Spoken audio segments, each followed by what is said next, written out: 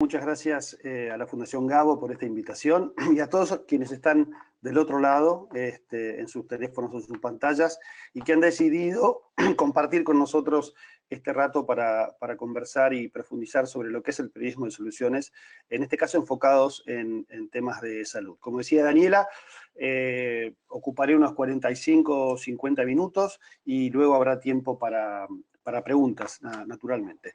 Un poco la agenda de estos próximos 50 minutos es la siguiente. En primer lugar, hablar un poco de cuál es el diagnóstico que da origen al periodismo de soluciones, cuál es la necesidad que viene a cubrir.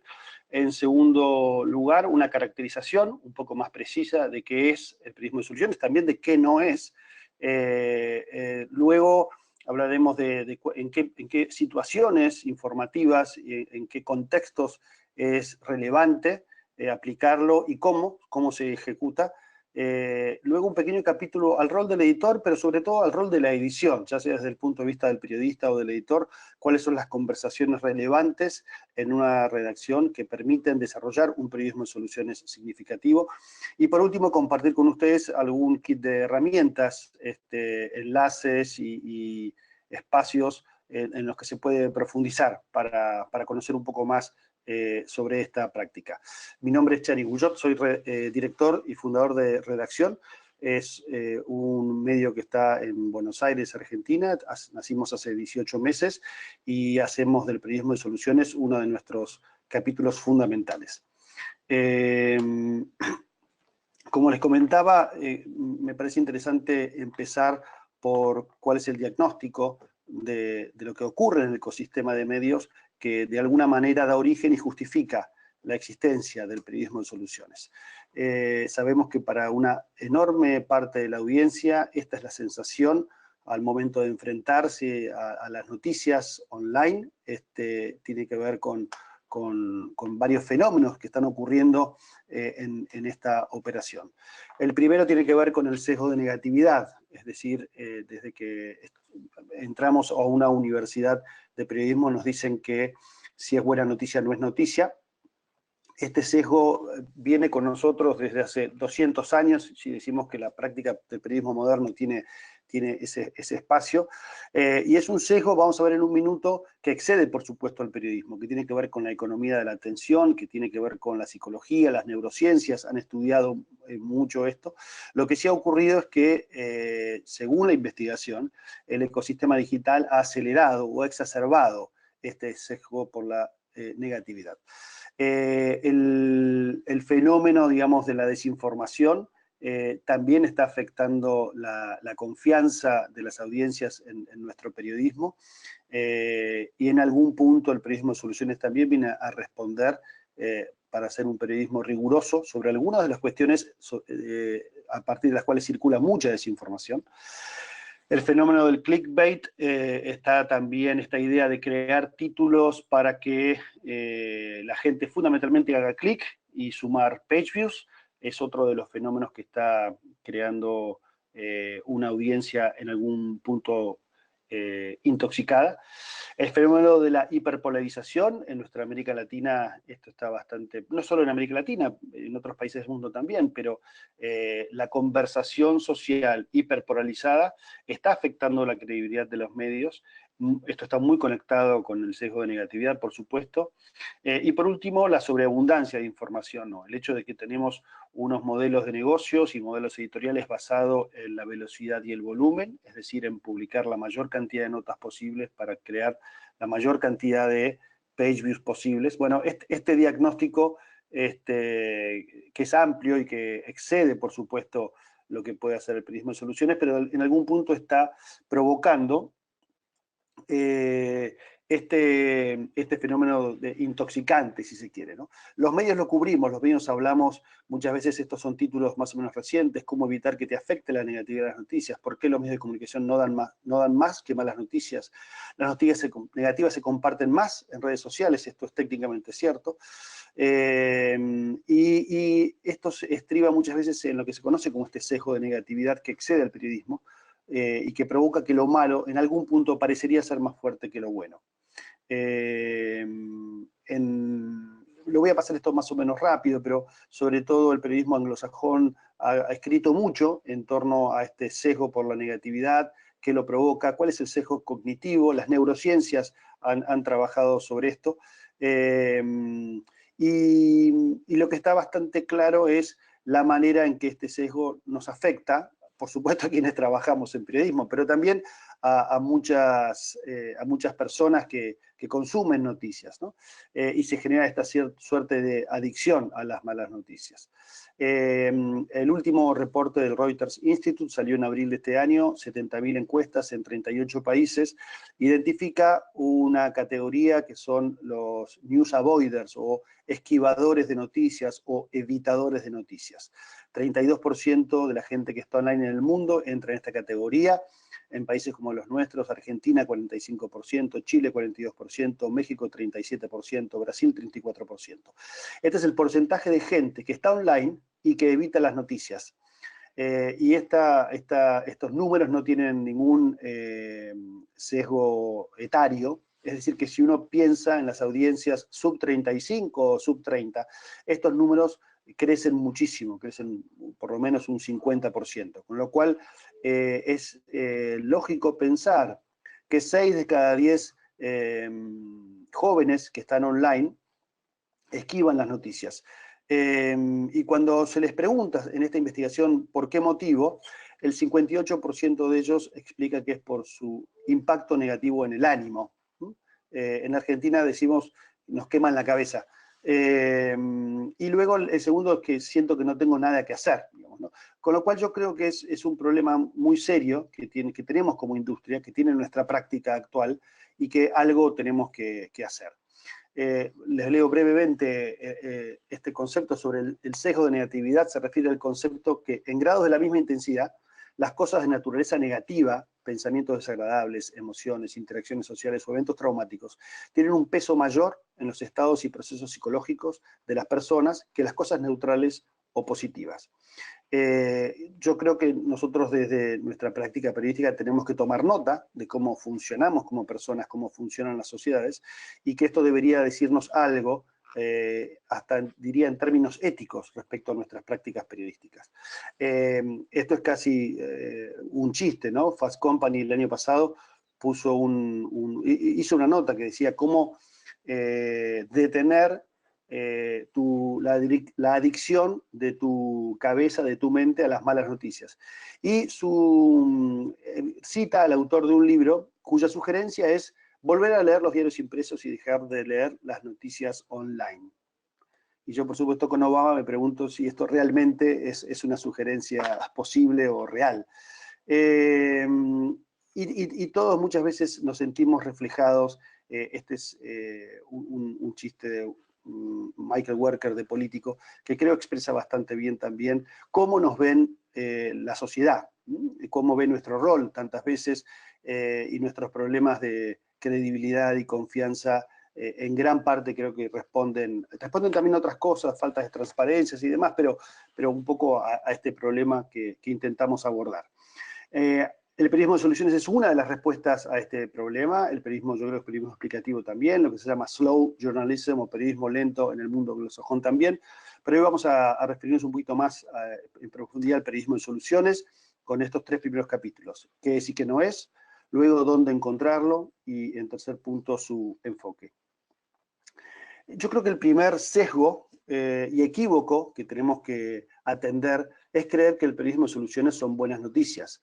Es creer que no hay que dar malas noticias y que hay que dar buenas noticias. Yo creo que este es un equívoco muy extendido y muy, yo diría, casi peligroso, porque el periodismo de soluciones tiene poco que ver con las buenas noticias. Debe haber una audiencia interesada en buenas noticias. Yo creo que es una audiencia pequeña, y lo que el periodismo de soluciones apunta es a que no hay que hablar de los problemas. Primero, el periodismo de soluciones no se presenta como un reemplazo de todo el periodismo, es un ingrediente más, es un ingrediente que yo creo debería estar presente en el menú de todo medio. Y por otra parte, lo que el periodismo de soluciones busca es hablar de los problemas y mirar lo que no funciona, pero mirar con una mayor profundidad. mirar con rayos X y descubrir detrás de los problemas quiénes son las personas, organizaciones que están buscando soluciones, intentando resolverlos de una manera sustentable, escalable, etcétera, etcétera. Es una práctica periodística que se centra en los problemas sociales y en las respuestas estructurales con alguna evidencia. Es una técnica rigurosa que presenta una versión de la realidad más verdadera y completa, ayudando a impulsar una ciudadanía más efectiva. Si el exceso de negatividad, si decir está todo mal, lo que hace es desactivar ciudadanía también, porque si está todo mal, la gente, digamos, la sociedad no hay nada que hacer, y desactiva ciudadanía. El periodismo en soluciones es un espejo más equitativo con la sociedad.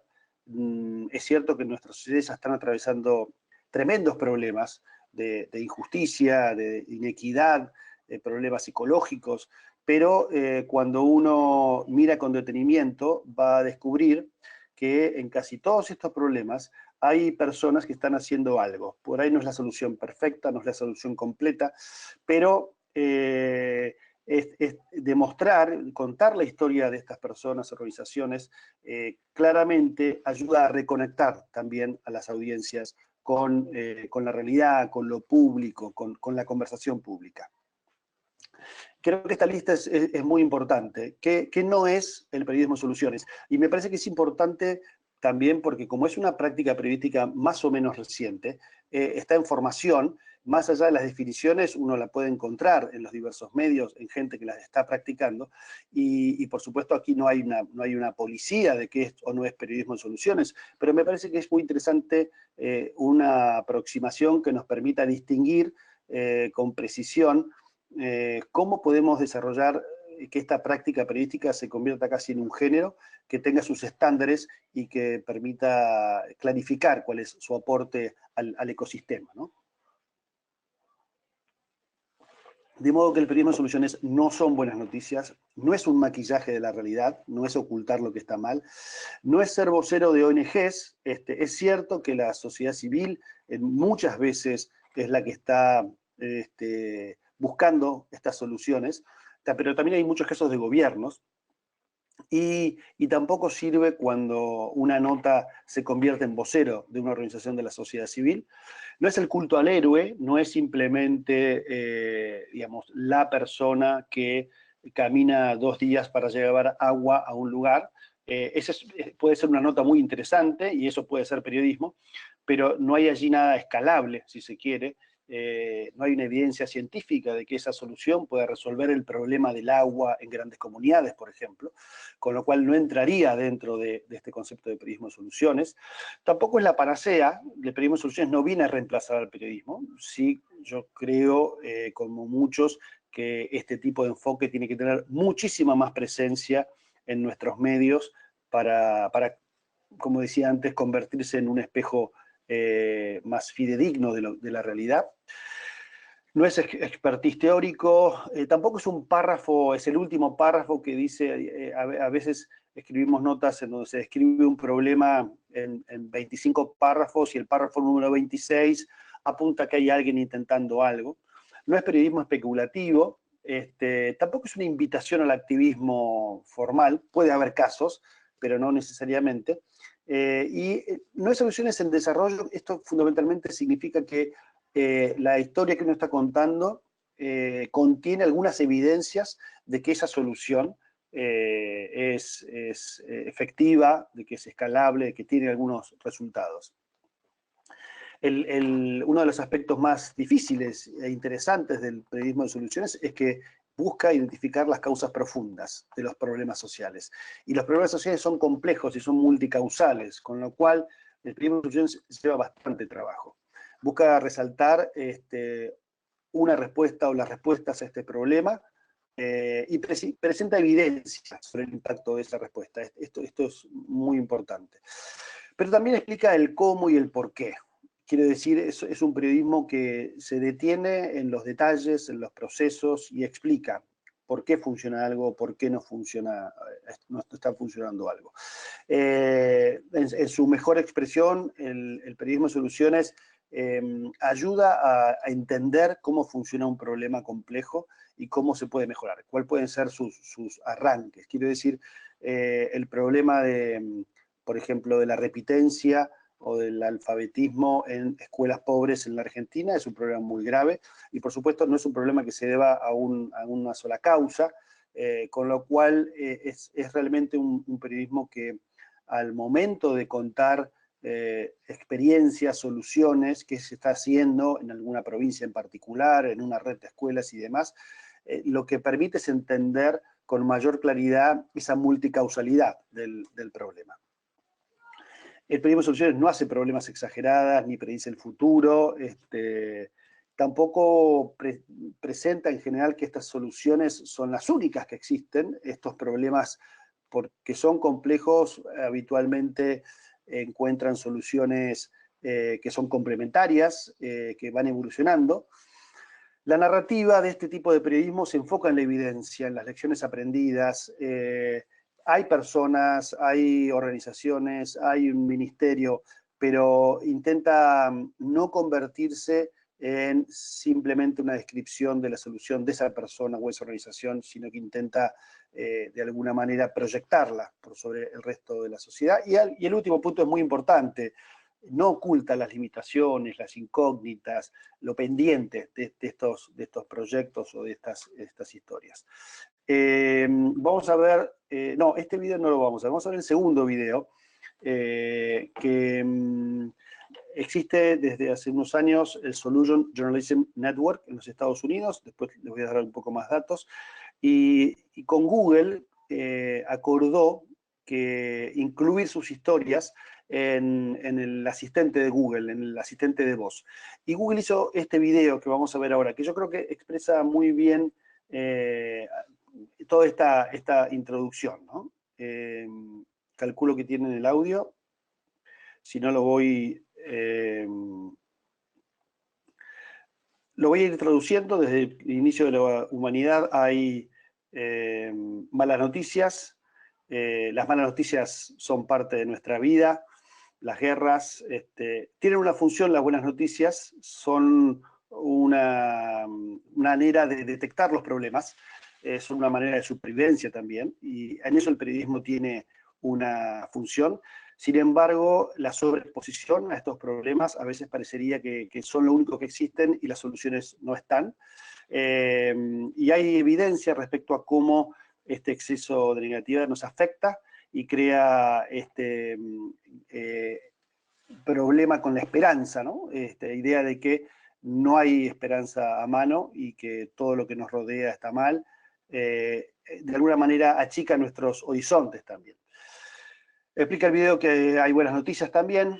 Bueno, yo aquí es donde creo que el concepto de buenas noticias es equívoco, pero sí está hablando de estas noticias que son escalables, de gente que está resolviendo problemas en la educación, la salud, la integración, y cita algunos pensadores, Steven Pilsker o Hans Rosling, que están estudiando estos fenómenos y explican cómo conocer estas noticias, estas realidades, nos acerca, si se quiere, la esperanza. Permite habilitar nuevas conversaciones más constructivas en la sociedad. Y aquí es donde presenta el periodismo de soluciones. Son periodismos profesionales que se dedican a investigar y a reportar estas historias de soluciones. Y el impacto que tiene esto en la confianza mutua en una sociedad. Y explica casi cómo encontrar este periodismo de soluciones dentro de Google News. Hablando de encontrarlo, brevemente, algunas secciones. El periodismo de soluciones yo diría que casi nace en 2010, cuando David Borstein y Tina Rosenberg inician la sección Fixes en el New York Times. Diría que es la primera práctica. El periodismo de soluciones luego nace como una técnica, si se quiere, más descripta, pero desde que empezaron a hacer esta sección, Fixes, en el New York Times en 2010, David Borstein y Tina Rosenberg plantearon, si se quiere, las bases de esta práctica. The Upside es una sección de Guardian, que también tiene el mismo approach. Después calculo que vamos a circular un documento con todos estos links. BBC, yo no estoy seguro si el podcast sigue existiendo, si sigue produciéndose. Se llama People Fixing the World, es un podcast semanal con historias de alrededor del mundo, de justamente personas arreglando el mundo. Y esta es la red de periodismo de soluciones nacida en Nueva York en 2013. Tiene algunas cosas muy interesantes para todos aquellos que quieran profundizar. Les recomiendo acercarse hasta ahí, solutionjournalism.org. Tiene una cosa muy espectacular, que es un directorio de historias de periodismo de soluciones. En este momento son 7.868 historias de casi 1.000 medios de 166 países. Casi todo está en inglés, pero uno puede buscar y traquear, y es una fuente de enorme inspiración al momento de pensar sumarios y de qué historias uno puede contar. Y en total son unos 40 medios en el mundo que tienen alguna sección especializada, digamos, enfocada en periodismo de soluciones. Nosotros en redacción no hacemos solo periodismo de soluciones, pero la mayor parte de las historias que hacemos tienen que ver con esta práctica. Y les quiero dar un ejemplo muy, muy simple, que fue uno de los primeros que hicimos, por eso también los traigo. En la Argentina, hace 8 años, se dictaminó una ley por la cual había que cerrar los neuropsiquiátricos y las personas con problemas mentales, había que los llamados manicomios, ¿no? Las personas con problemas de salud mental tenían que ser reinsertadas en centros comunitarios, en sus familias, en otro tipo de instituciones.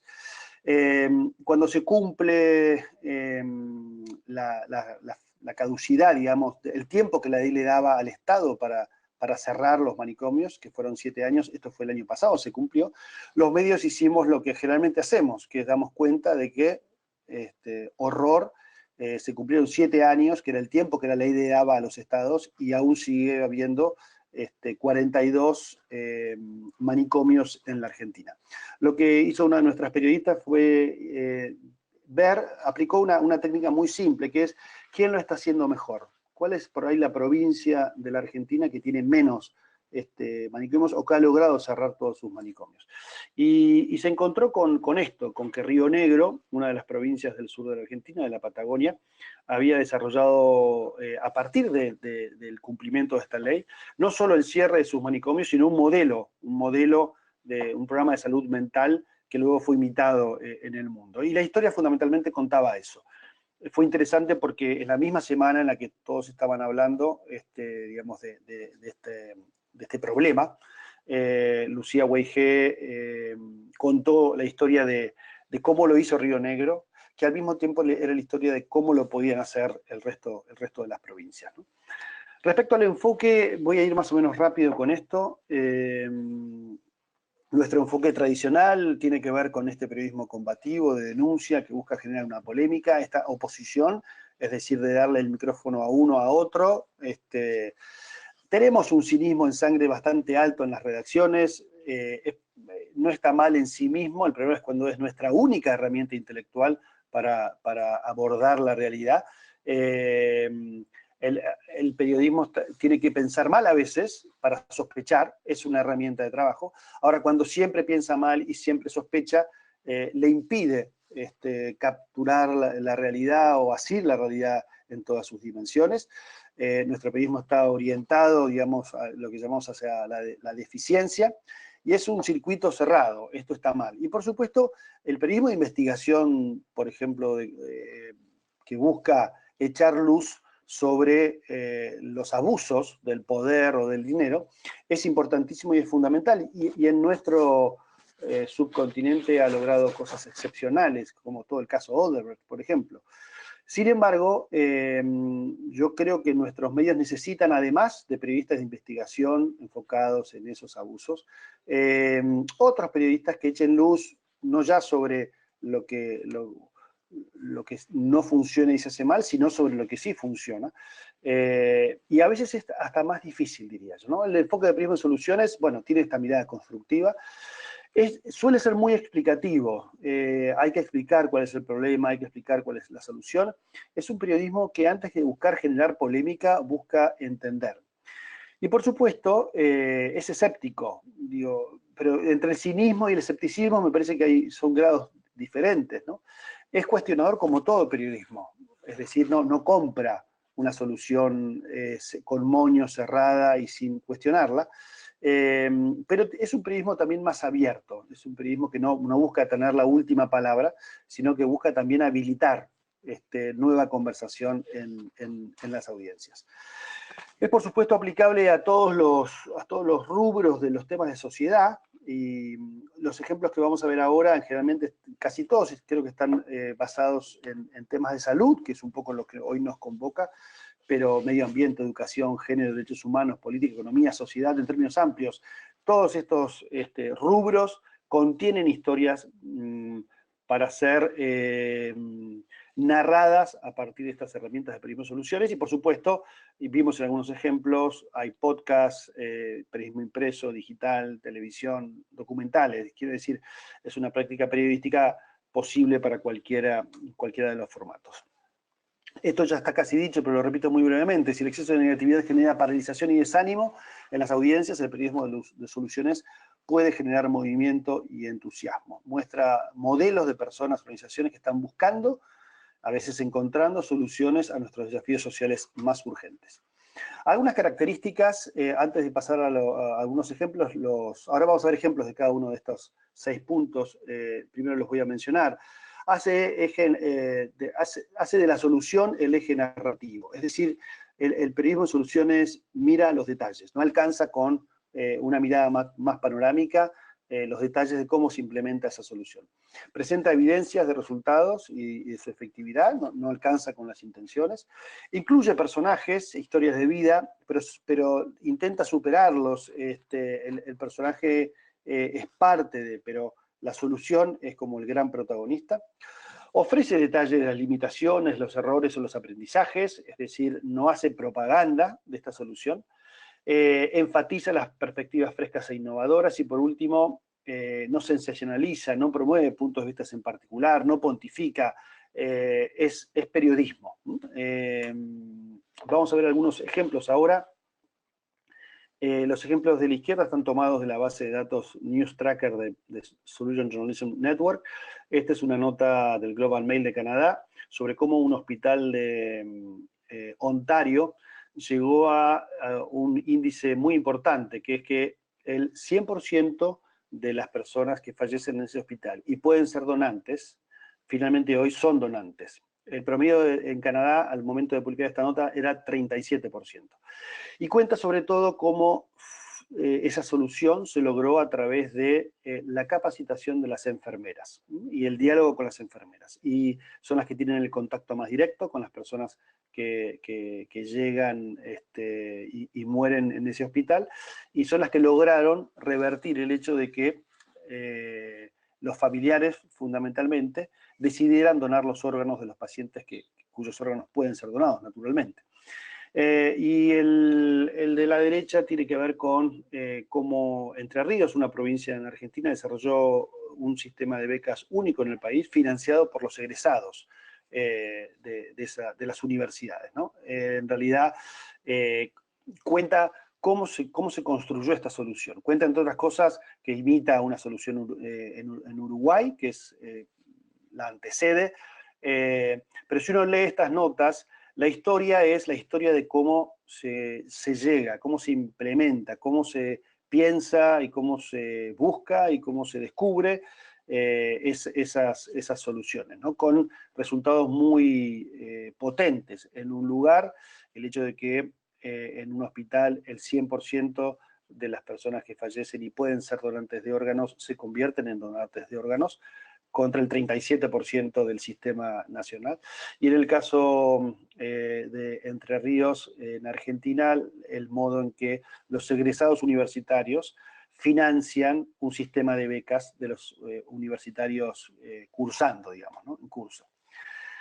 Se presentan evidencias de los resultados y de la efectividad, con lo cual son notas que tienen muchos datos. En el caso del hospital en Ontario, perdón, 58%, el promedio en su región, no 53% como yo había dicho, y acá el hecho de que llegaron al 100%, lo que se llama conversion rate, y data, digamos, ¿no? Yo creo que después lo vamos a ver, pero las visualizaciones, el periodismo de datos son un excelente insumo para el periodismo de soluciones.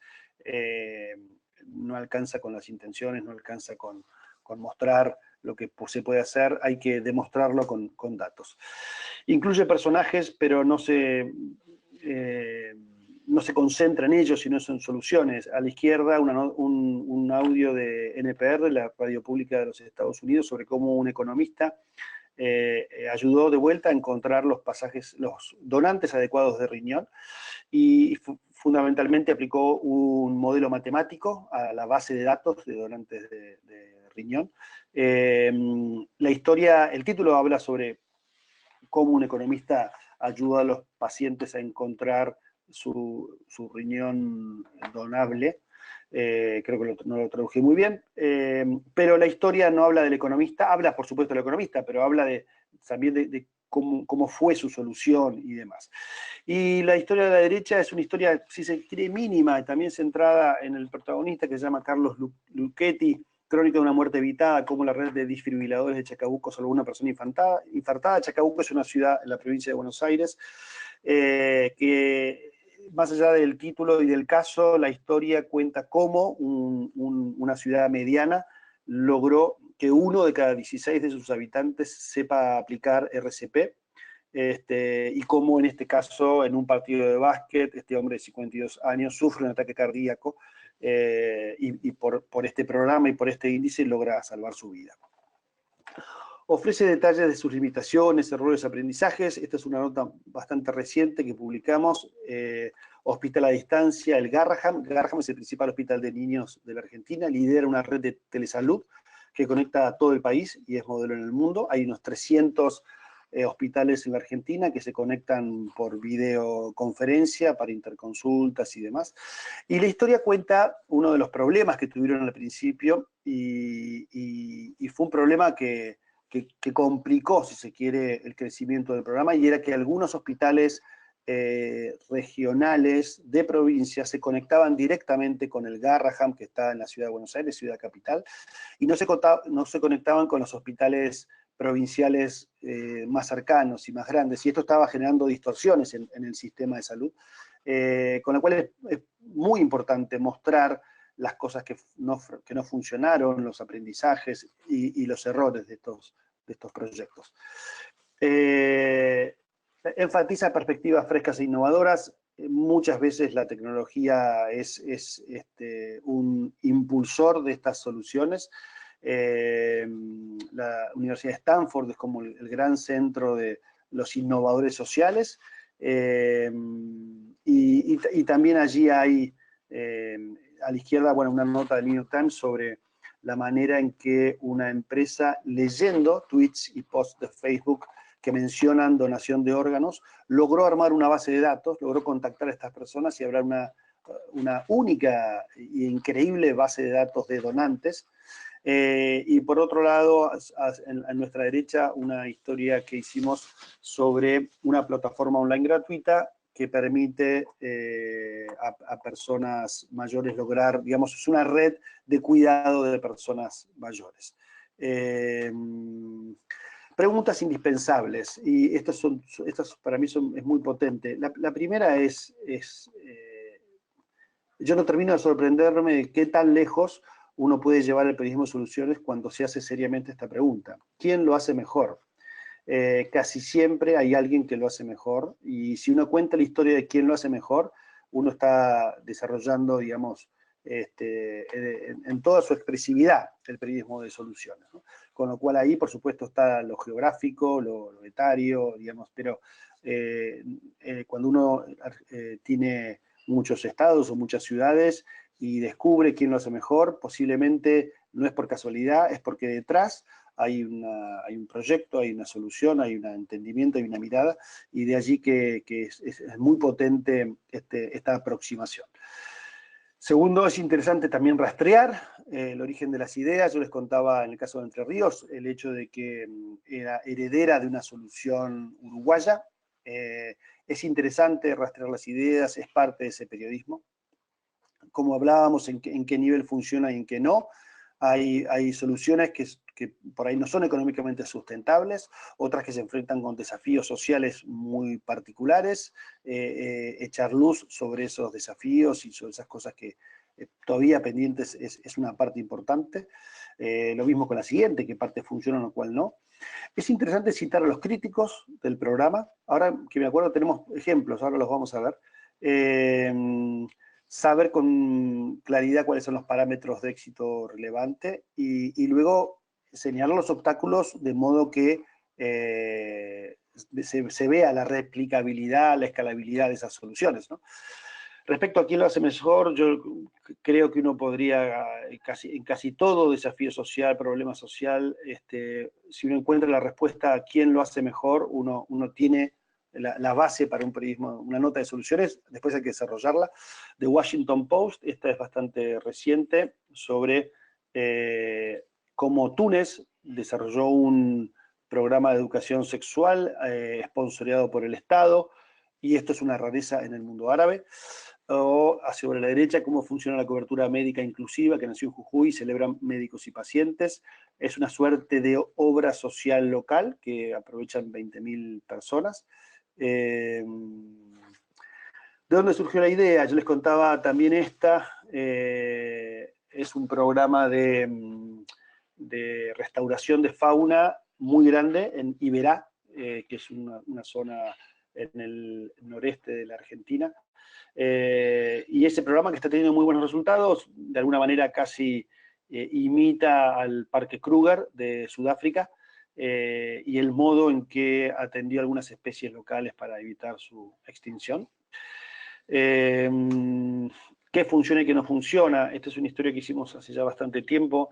El rugby argentino en ese momento, o hasta hace algunos años, era el número 1 en muertes o personas inválidas por el rugby, por el juego del rugby. Tenía que ver específicamente con la manera en que los argentinos jugaban el scrum, una de las posiciones de mucho riesgo. Se cambian las reglas de juego, se mejora ese índice tremendamente en 3 años, pero la nota explica que seguía habiendo lesionados cuadriplégicos y parapléjicos en otras formaciones, digamos, ¿no? Entonces que este problema de las lesiones y el rugby en la Argentina había encontrado una solución parcial para una de sus principales causas, pero no para todo, ¿no?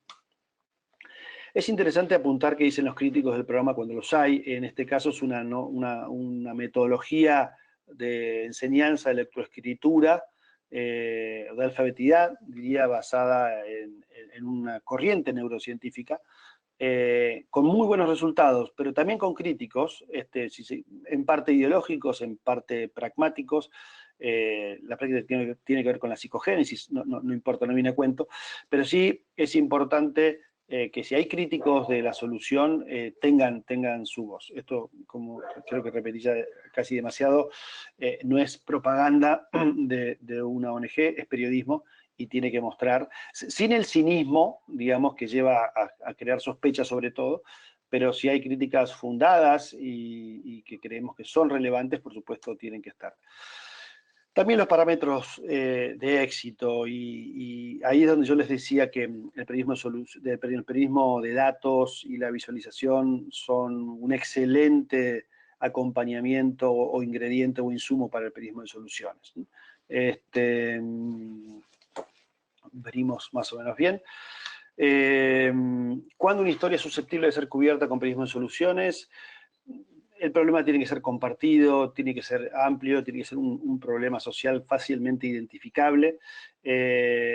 Cuando se puede complejizar esa cobertura, ¿no? Muchas veces el periodismo de soluciones puede ser la segunda nota sobre un tema. Ocurre algo que despierta la atención de la comunidad, de la sociedad, de la prensa, y hay una gran cobertura. Y yo creo que hay un enorme potencial en nuestros medios, desde el lugar de periodistas o editores, en pensar cómo abordamos este problema que acaba de ocurrir, y todos los días tenemos ejemplos, cómo lo abordamos para que con un enfoque de soluciones podamos hacer una cobertura que sea más extensa, más amplia y también más rica y constructiva para nuestra audiencia. Pero si uno piensa en los problemas sociales que enfrentamos en América Latina, que son muchísimos, muchas veces esos problemas entran a la conversación social porque pasa algo, porque ocurre algo, y por supuesto como periodistas tenemos que hablar de eso y cubrir de eso, pero me parece que hay enormes oportunidades en aproximarnos a esos problemas el día después y abordarlos desde esta práctica y con esta mirada. Es interesante también que el periodismo de soluciones a nosotros nos está ocurriendo, nacimos hace 18 meses, pero hay temas sobre los que volvemos y sobre los que vemos que hay evolución, eso es interesante. Pequeño o grande, el periodismo de soluciones no tiene que abordar un problema en su reporteo, digamos, nacional, global. Lo que sí es interesante es pensar que esas soluciones locales puedan ser escalables, puedan ser un ejemplo para otros, digamos, ¿no? Y la pregunta, respecto a preguntas relevantes, en el periodismo de investigación es muy importante el quién lo hizo, quién es el culpable, encontrar el culpable. En el periodismo de soluciones hay que encontrar el responsable de esta solución, pero hay mucho énfasis puesto en cómo lo hizo, cuál fue el proceso. Eso, creo que lo mencionaba hace un rato, es la narrativa fundamental. Hay otras preguntas, ¿cuáles son los resultados? ¿Qué mediciones importan? ¿Quiénes las hacen? ¿Por qué importan? Es muy interesante también el periodismo de soluciones cuando se enfoca no solo en los expertos, sino también en las personas afectadas por este modelo. Es un periodismo que no se puede hacer desde una computadora, es un periodismo que exige arremangarse y embarrarse y hablar con unos y otros, con los beneficiarios de este modelo o esta solución, por supuesto. Y por último, hacer un periodismo que refleje la complejidad de los problemas, de las soluciones, del cambio social en algún punto. ¿Dónde buscar temas o historias? Bueno, la academia desarrolla muy bien en general, o los expertos académicos, este tipo de aproximaciones a los problemas sociales, o sea que los think tanks son un buen lugar. Las bases de datos, hay bases de datos oficiales, el Story Tracker del Solution Journalism es en sí mismo una base de datos. Por supuesto, el Estado muchas veces está buscando desarrollar este tipo de soluciones y es una fuente importante. Las redes de innovadores, Ashoka, por ejemplo, es una red de innovadores sociales. Para nosotros es una fuente inagotable de historias, de casos, quienes son los responsables del programa. Y decíamos en los archivos, en estas secciones, si uno mira The Upside en The Guardian o Fixes en New York Times, y uno mira el historial de esas notas, va a notar que esa aproximación muchas veces puede encontrar relevancia para contar historias propias en los propios lugares, desde los propios enfoques, pero ahí hay muchas ideas.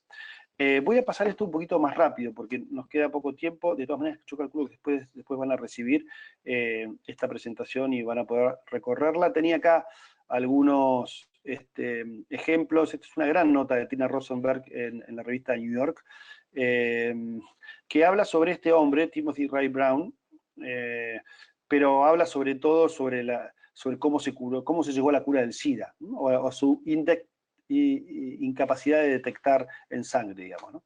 Esta es una serie de periodismo y soluciones que hizo La Nación el año pasado, se llamó La Argentina Posible, y agarró, yo creo que fueron casi 10 temas con un despliegue muy grande, gráfico, explicado, es un gran ejemplo. Yo creo que si ponen La Argentina Posible dentro de La Nación pueden chequear ahí ese repertorio. Y hasta BuzzFeed, que muchas veces es mirado como el medio de los gatos o los gatitos. Por ejemplo, ha hecho el departamento de policía más grande de los Estados Unidos tiene una crisis de suicidio, otro departamento piensa que tiene una respuesta. Es una nota muy bien reporteada, además, está muy bien. Y es casi de soluciones porque, digamos, no expresa si se quiere una solución cabal y demás, pero lo traigo como ejemplo porque no hace falta ser un medio especializado en periodismo de soluciones, como somos nosotros en redacción, para hacer periodismo de soluciones o para que sea relevante. Voy a pasar esto un poco más rápido. Yo creo que acá el editor, si un editor no compra, no entiende, no abraza, no va a ocurrir en una redacción, ¿no? O en su sección. Y yo creo que aquí la primera tarea de un editor es ser coach de su equipo, es saber acompañarlo y ver el modo en que las conversaciones en un equipo de redacción construye o destruye este tipo de prácticas. Yo he visto equipos, secciones en donde el cinismo es el tono de la conversación y en donde el grado de sospecha, sobre todo, hace que cuando uno lee esa sección, cree que el mundo está perdido. Y en algunos momentos del día uno puede pensar que está el mundo perdido y en algunas áreas en particular. Sin embargo, los que somos optimistas patológicos tenemos como si se quiere una ventaja en el medio de ese cinismo para descubrir que hay cosas por recuperar y echar luz sobre esas cosas es fundamentalmente un acto de justicia para con la sociedad. Fundamentalmente esto tiene que ver con una cuestión de mentalidad, de allí que yo creo que esta idea inicial de que el periodismo de soluciones son buenas noticias o son noticias que tienen que ver con la solidaridad es una barrera mental muy grande y muy difícil de superar. Si un editor o un periodista no logran cambiar ese chip, es muy difícil que descubran valor en este tipo de periodismo. Algunas pequeñas ideas, creo que nos quedan, sí, 4 minutos. Es interesante por ahí pensar en proyectos, vamos a hacer 3 notas, vamos a hacer 5 notas de periodismo de soluciones sobre este tema. Eso permite también mover el aprendizaje y la reflexión en torno. Y yo creo que fundamentalmente se trata de buscar periodistas y editores que lo sientan, que lo interpreten y que decidan ejecutarlo de una manera profesional, periodísticamente relevante y significativa. Lo voy a pasar, kit de herramientas. Algunas las repasamos, el kit de herramientas de la Red de Periodismo de Soluciones en Estados Unidos tiene un kit de herramientas especial, otro en la sección de el Periodismo de Soluciones de la FNPI, o la Fundación Gabo, perdón, el Story Tracker que mencionamos antes, y dentro del sitio de la Fundación Gabo hay mucho material, hay relatorías de talleres, hay artículos. Me parece que es un buen lugar donde empezar a mirar y leer si a alguien le interesa profundizar sobre esta práctica. Aquí están mencionados algunos de ellos. Y por último, y ahora sí para terminar y dejar algunos minutos para preguntas, también queríamos anunciarles con este webinar que la Fundación Gabo va a estar desarrollando 2 talleres, 2 talleres presenciales de 1 día y medio, uno en Buenos Aires y otro en Bogotá, jueves 13 y viernes 14 de febrero de 2020, dentro de 2-3 meses, en la ciudad de Buenos Aires, jueves 5 y viernes 6 de marzo de 2020 en la ciudad de Bogotá. Muchas gracias por este rato de atención y creo que, Daniela, pasamos ahora a las preguntas. Sí, nos han llegado varias preguntas. Dame un segundo. Busco algunas. Muy bien. Por ejemplo, Maruja Hover nos pregunta desde Panamá, ¿cómo este periodismo se lleva a la pantalla chica sin convertirnos en relacionistas públicos de las instituciones? Yo creo que es un desafío muy importante. Es una pregunta que uno tiene que responderse con la práctica.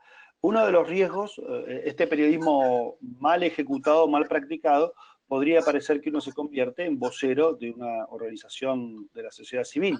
Y sin contaminarnos del cinismo, me parece que uno lo que tiene que hacer es, por ejemplo, una de las maneras es hablar no solo con los quienes llevan adelante el programa, sino con quienes lo reciben. Hacer preguntas relevantes. ¿Es escalable? ¿Es sustentable? y hacer periodismo, ¿no? Sobre esa solución, no simplemente poner el micrófono para que alguien cuente las bondades de su programa. Listo. Otra pregunta que nos llega, que nos hace Roxana Tabacama. Dice, ¿hay alguna evaluación sobre cómo es interpretado por el público? El periodismo de soluciones me fascina, pero me pregunto si la gente habituada al periodismo de denuncia le reconoce el valor o si presentar modelos que funcionan es confundido con propaganda. Yo creo que cuando está mal ejecutado puede ser confundido por propaganda. De todas maneras, yo creo que The Guardian hizo, cuando cumplió un aniversario de The Upside, su sección, reveló un estudio y es que esas notas tenían un mayor nivel de engagement. Esto quiere decir que es posible que un título negativo tenga más clics, más gente que lo lea, pero también la gente se va más rápido, la gente se conecta menos. Y las historias de soluciones en general pueden tener inclusive mayor nivel de engagement en términos de compartidos o likeos o comentarios. Yo creo que tal vez no es para toda la audiencia. Ahora tengamos en cuenta que, según la investigación, 6 de cada 10 jóvenes de menos de 30 años no se están conectando con nuestro periodismo. Desconfían de nosotros, desconfían de nuestra imparcialidad, de nuestra transparencia, y sienten que con nuestro trabajo de iluminar los problemas les estamos, como yo decía antes en Argentina, decimos quemando la cabeza. Con lo cual, me parece que bien hecho es una práctica periodística que puede reconectar, que puede construir confianza con una buena parte de la audiencia. Y esa es nuestra experiencia también en redacción. Ok, listo. Acá nos hace una pregunta María Ramírez. Ella dice, ¿crees que un trabajo con enfoque en periodismo de soluciones debe tener todos los ingredientes, todas las características que describes en una sola entrega? ¿O puede haber versiones más sencillas, como por ejemplo, ese caso de la plataforma para personas que cuidan adultos mayores? En caso de que deban tener todas las características que indicas, se vuelven historias de largo aliento, ¿no? ¿Cuánto demoran ustedes en construirlas? Es una muy buena pregunta. Yo diría que tampoco creo que hay que pensar en el periodismo de soluciones como en una receta que hay que tildar todos los ingredientes para que la torta quede como la receta dice. Yo creo que aquí hay sobre todo una mentalidad, una intención de mirar la realidad de otra manera y sí algunas técnicas particulares y específicas, pero uno podría hacer una serie de videos de 1 minuto y medio que contengan muchos de estos ingredientes. Por supuesto, en 1 minuto y medio de video, tal vez uno no puede contar de manera narrativa el detalle de una solución en particular, pero eso será para otro tipo de formato. Entonces, yo sí creo que esta aproximación, esta visión sobre el periodismo se puede aplicar en cualquier formato. Nosotros, las historias que hacemos en general son más o menos de largo aliento. Un periodista puede estar entre 4 días y una semana para reportarla, en el caso de redacción, y lo que a veces ocurre es que armamos por ahí una versión para stories de Instagram o un video de 1 minuto y medio. Algunas historias solo se cubren en ese minuto y medio, y por supuesto yo creo que cada medio también tiene que desarrollar como su propia estilo de esta práctica periodística. Nosotros en redacción, nuestro tagline es periodismo humano, con lo cual hacemos bastante énfasis en las personas. Y imagino que, y tratando de responder un poquito más preciso a María, cualquier formato puede entrar dentro de esta atmósfera periodística, digamos. Listo, bueno, nos llega otra pregunta de Gabriela Toro. Ella nos dice, Shani, para periodistas freelance que trabajamos sin editores, aunque lo quisiéramos, ¿qué recomendaciones nos darías para levantar reportajes con este enfoque?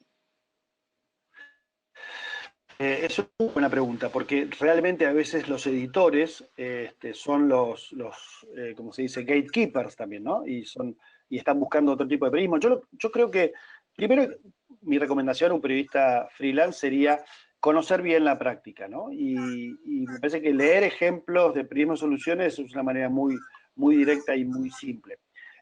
Yo podría después agregar para compartir también el link de esa nota del Guardian que explica los resultados y lo bien que le hace al Guardian esta sección de periodismo de soluciones. Y luego creo que hay que hacer periodismo, hay que hacer un buen sumario, me parece que esta idea de las buenas noticias o de la propaganda de ONGs, el problema es que pelea contra una premisa básica del periodismo, que es la relevancia. Es por qué esto es importante, por qué esto es interesante. Y yo creo que allí, de hecho, el freelancer que maneje bien esta herramienta tiene ventajas sobre otros periodistas que por ahí solo cubren temas, cubre lo que pasa y cuenta lo que pasa. Me parece que el periodismo de soluciones es un periodismo con más intención, es un periodismo que exige tal vez un poco más de trabajo previo al momento de desarrollar un sumario. Y eso, por supuesto, también muchas veces corre por cuenta del freelancer que necesita buscar los datos, etcétera, etcétera, ¿no? Pero creo que, y también, por supuesto, descubrir los medios que sean más adecuados, que ya, como ya hablaba de la mentalidad, editores y medios que ya hayan descubierto el valor de este tipo de periodismo, ¿no? De hecho, acá nos llega una pregunta también relacionada con los editores que nos dice, ¿qué recomendaciones da para que el editor cumpla la labor de coach de su equipo de redacción en la implementación de periodismo de soluciones? Es una pregunta muy amplia. Yo creo que en nuestras redacciones falta conversación. Los periodistas somos muy buenos para escribir, para hablar, para eh, expresarnos, pero no somos buenos escuchando en general. Entonces los grandes editores que he conocido son editores que saben escuchar. Y desde esa escucha construir una conversación. Y me parece que casi todas las secciones que decidan entablar una conversación sobre estos temas son secciones en las que naturalmente esta visión va a estar habilitada. Habrá personas que tengan más afinidad, otras que menos, pero que puedan empezar a surgir en las reuniones de sumario y de ideación de notas este tipo de enfoque.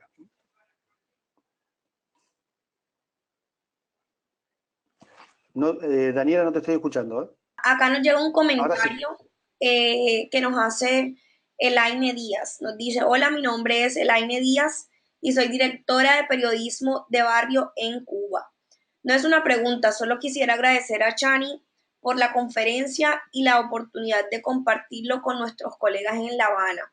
Es la primera vez que tenemos acceso a este tipo de conocimiento. Es de agregar que mucha gente en Cuba, por ejemplo, no puede ingresar a nuestra página web ni a muchas de nuestras convocatorias a menos que se consigan la información a través de correo electrónico u otro tipo, porque tenemos por un bloqueo en el sistema, no pueden tener acceso.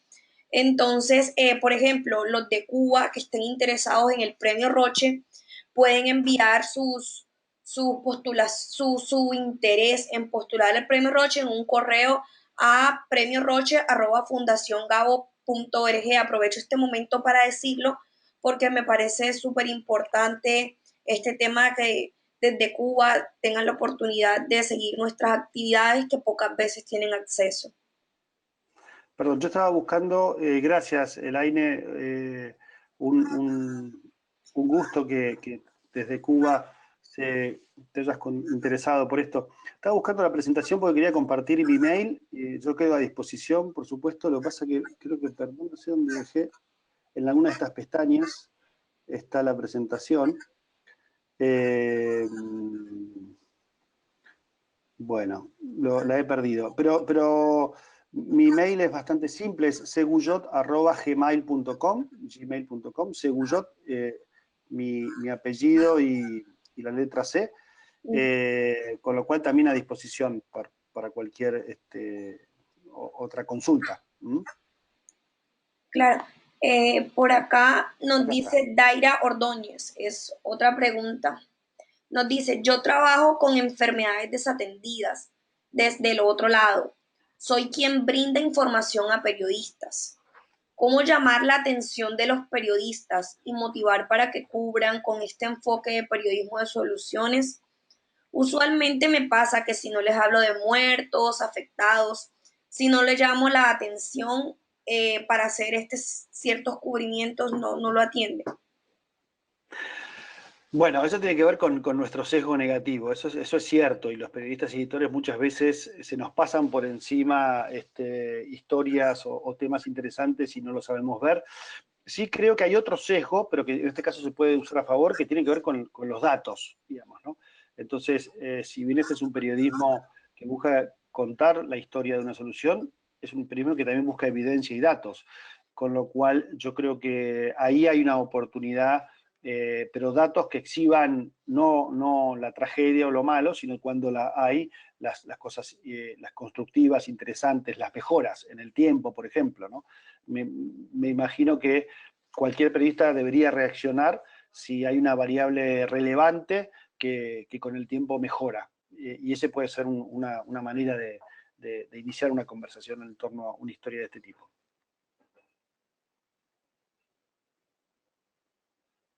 Daniela, no te estoy escuchando, ¿eh? Un segundo para buscar por Gracias. acá una última pregunta porque ya se nos acabó el tiempo y queremos, Muy bueno, bien. Jaime Beltrán, el encargado del premio Roche, está aquí con nosotros y quiere hablarles un poco antes de finalizar el seminario web. Entonces, la pregunta nos la hace Rodolfo Rey Blanco, nos dice, además de evidencia científica, estadísticas, datos, puedo utilizar para el periodismo de soluciones fundamentación que tenga que ver solo con personas como fuentes, es decir, con citas textuales y experiencias personales. Gracias, Rodolfo, por la pregunta. Yo creo que la respuesta es, tú, yo creo que uno tiene que usar todo lo que tenga a mano y que ha podido reportear. Eh, la técnica del periodismo de soluciones pone bastante énfasis en la data y en las fuentes documentales, en la estadística, etcétera, etcétera. Y es cierto que a veces solo los testimonios pueden moverse en una esfera más declamativa. Sin embargo, eso no impide que tal vez es una muy buena historia, más allá de que entre o no entre dentro de que uno pueda ponerle o no la etiqueta del periodismo de soluciones.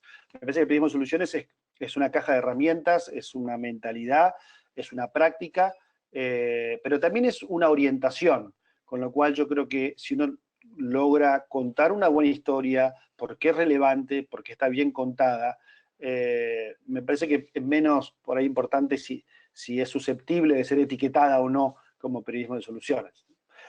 Nosotros hacemos fundamentalmente periodismo de soluciones, pero hay veces que tenemos historias humanas que son conmovedoras y que tal vez no, que no entran dentro de esa categoría, pero me parece que el periodismo de soluciones como práctica, como herramientas, como mentalidad, tiene que ser como un trampolín para promover sobre todo este periodismo con una mirada constructiva que nos permita devolverle a la sociedad un espejo más parecido a sí mismo.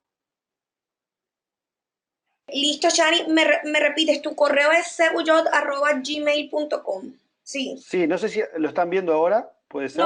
No, yo te quité por un momento el Ah, permiso para presentar porque tenías tu correo, tu ah, calendario abierto, entonces para no mostrar eso. perdón. Pero ya se lo Gracias. mandé escrito a las personas. Ahí está. segurot@gmail.com. Sí. Y en Twitter, @chaniguyot. Es muy Ar- simple. ok, ya les voy a escribir el Twitter entonces. Aquí, Perfecto. @chaniguyot. Así es. Listo. Allí se los mandé a todos. También les mandé el correo del premio Roche @fundaciongabo.org, por si tienen preguntas sobre el premio Gabo y quienes nos escuchan desde Cuba puedan manifestar por allí su interés y se les manda la documentación que necesitamos de ellos para poder proceder a realizar su postulación al premio Roche. Entonces, bueno, voy a rodar un poco la cámara que tengo aquí a Jaime Beltrán justo al lado mío para que lo saluden y, bueno, conversen un rato con él. Hola, buenos días. Gracias a todos por estar conectados. Estoy aquí solo para recordarles la invitación a participar en los dos talleres cortos que tendremos con Chani Guyot con este enfoque de periodismo de soluciones pensadas en historias de temas de salud.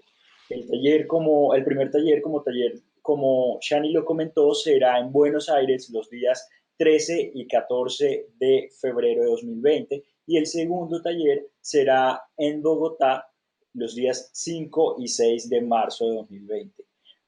En cuanto salga la convocatoria, cada uno de ustedes recibirá su correo electrónico, la invitación a postularse. Estos talleres no tendrán ningún costo y cubre también lo que es tiquete, alojamiento para participar de esta actividad. Entonces, la invitación es a que estén muy pendientes de su correo y participen en esto. También quiero recordarles que pueden preguntar, hacer llegar todas sus dudas e inquietudes al correo premioroche@fundaciongabo.org y allí estaremos respondiendo todas sus dudas con respecto a las bases del concurso de esta octava edición del Premio Roche de Periodismo en Salud. No sé si en este momento alguna persona tendría alguna duda en específica para aprovechar y responderla de inmediato. ¿Me cuenta, Daniela, si tenemos alguna, por favor? Bueno, de momento acá no, ninguna nos ha llegado. Es posible postular el premio Roche todavía porque parece que ya se acabó la postulación, nos dice Ana de Ventimilla. Ana, te cuento que la convocatoria del Premio Roche estará abierta hasta el próximo 2 de abril de 2020. Entonces, tienes tiempo de postular. Los trabajos con los que puedes postular tuvieron que haber sido publicados entre el 1 de enero de 2018 y el 31 de diciembre de 2019. Es decir, que aún estás a tiempo de publicar trabajo y luego postularlo a esta octava edición del premio. Aprovecho también para comentarles que en esta edición del premio contamos con una nueva mención de honor precisamente en periodismo de soluciones. Entonces, para todas aquellas personas que tengan trabajos con este enfoque, les tengo la buena noticia de que lo pueden postular a esta edición.